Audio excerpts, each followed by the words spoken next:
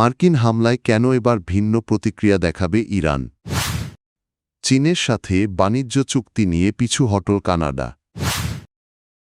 Islamic বিপ্লবী guard কিকেন, তাদের নিয়ে শঙ্কায় ইইউ।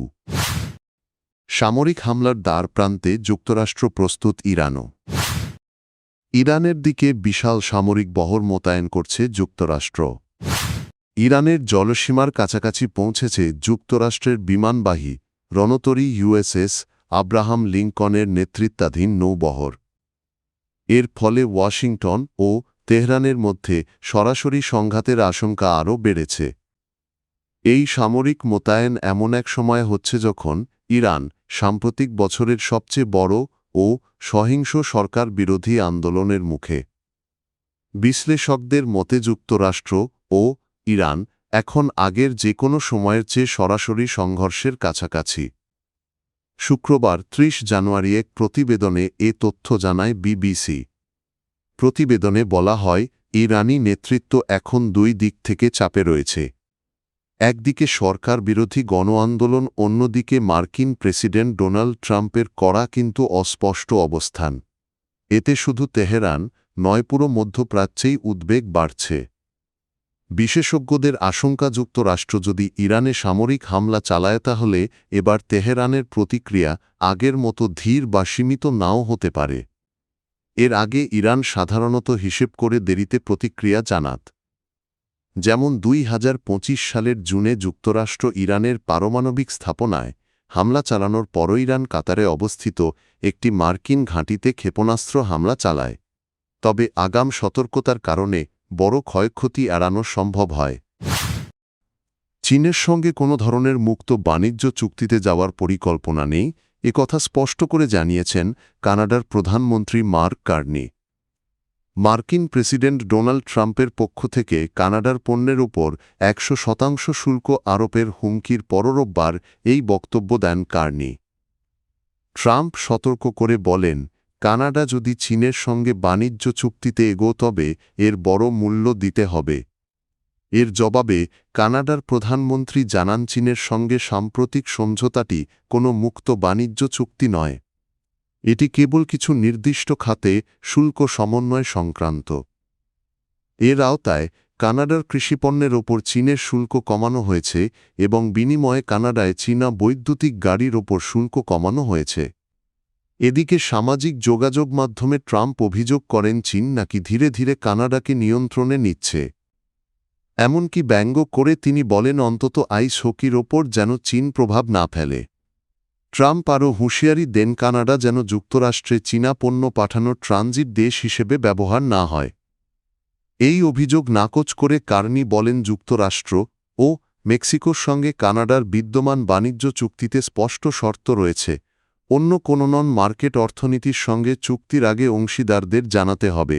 কানাডা সেই প্রতিশ্রুতি ভাঙবে না। ইরানের ইসলামিক রিভলিউশনারি গার্ড বা বিপ্লবী গার্ড মূলত একটি শক্তিশালী সামরিক বাহিনী। তবে এর ভূমিকা শুধু সামরিক ক্ষেত্রেই সীমাবদ্ধ নয়, রাজনীতি ও অর্থনীতিতেও এই বাহিনীর গভীর প্রভাব রয়েছে। ইরানের ইসলামী শাসন ব্যবস্থার বিরুদ্ধে ভেতর বা বাইরে থেকে আসা যে কোনো হুমকি মোকাবিলাই তাদের প্রধান কাজ। যুক্তরাজ্য ও ইউরোপীয় ইউনিয়ন এই বাহিনীকে সন্ত্রাসী সংগঠন হিসেবে ঘোষণা করেছে।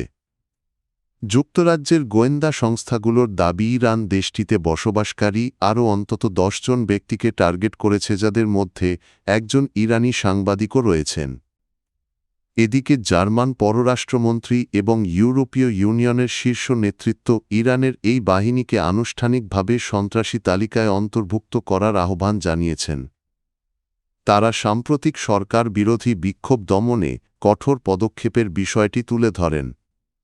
বিশেষ করে ২২ বছর বয়সী মাহসা আমিনির মৃত্যুর পর বিক্ষোভ দমনের ধরন নিয়ে আন্তর্জাতিক মহলে তীব্র সমালোচনা শুরু হয়। নৈতিকতা, পুলিশের হেফাজতে আটক হওয়ার পর তার মৃত্যু হয়।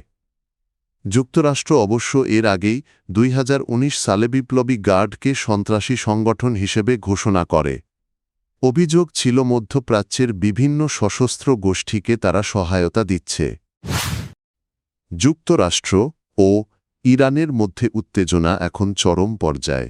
ইরানের জলসীমার খুব কাছেই অবস্থান নিয়েছে, মার্কিন নৌবহরার সম্ভাব্য সংঘাতের আশঙ্কায় সর্বোচ্চ প্রস্তুতিতে রয়েছে তেহরান। বিশ্লেষকদের মতে এখন শুধু যুক্তরাষ্ট্রের প্রেসিডেন্ট ডোনাল্ড ট্রাম্পের একটি সিদ্ধান্তই মধ্যপ্রাচ্যে বড় যুদ্ধের সূচনা করতে পারে।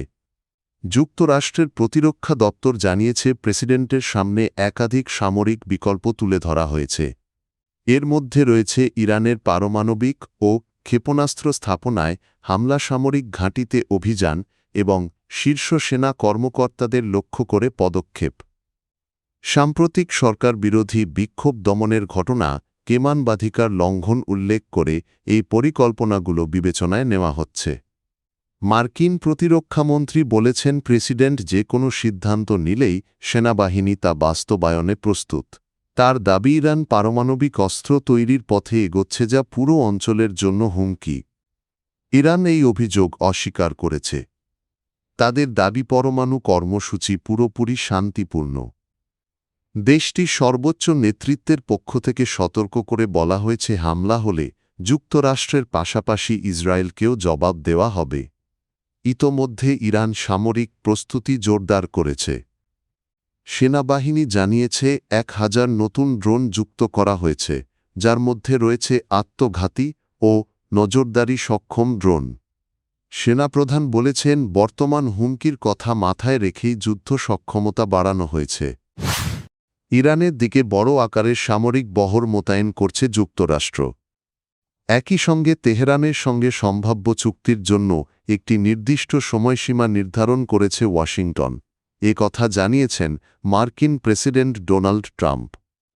শুক্রবার হোয়াইট হাউসের ওভাল অফিসে সাংবাদিকদের ট্রাম্প বলেন, যুক্তরাষ্ট্র আলোচনা মাধ্যমে ইরানের সঙ্গে সমঝোতায় পৌঁছাতে চায়। তবে নির্ধারিত সময়ের মধ্যে চুক্তি না হলে পরবর্তী পদক্ষেপ পরিস্থিতি অনুযায়ী নেওয়া হবে। ট্রাম্প জানান, ইরানের দিকে যে নৌবাহিনী পাঠানো হচ্ছে তা আগের যে কোনো অভিযানের তুলনায় বড়। তার ভাষায় এটি যুক্তরাষ্ট্রের শক্ত অবস্থানের স্পষ্ট বার্তা। এদিকে বিভিন্ন সূত্র বলছে, যুক্তরাষ্ট্রের শীর্ষ সামরিক কর্মকর্তারা মধ্যপ্রাচ্যের এক মিত্র দেশকে সতর্ক করেছেন, প্রয়োজনে খুব শিগগিরই ইরানের বিরুদ্ধে সামরিক হামলার অনুমোদন দিতে পারেন ট্রাম্প। সাবেক এক মার্কিন গোয়েন্দা কর্মকর্তার দাবি, সম্ভাব্য হামলার লক্ষ্য শুধু ইরানের পারমাণবিক বা ক্ষেপণাস্ত্র কর্মসূচি নয়, বরং দেশটির শাসন ব্যবস্থাকেও দুর্বল করা হতে পারে। অন্যদিকে ইরানের সেনাবাহিনীর মুখপাত্র ব্রিগেডিয়ার জেনারেল মোহাম্মদ আক্রমিনিয়া হুঁশিয়ারি দিয়ে বলেন, যুক্তরাষ্ট্র বা ইসরায়েল হামলা চালালে ইরানও পাল্টা জবাব দেবে।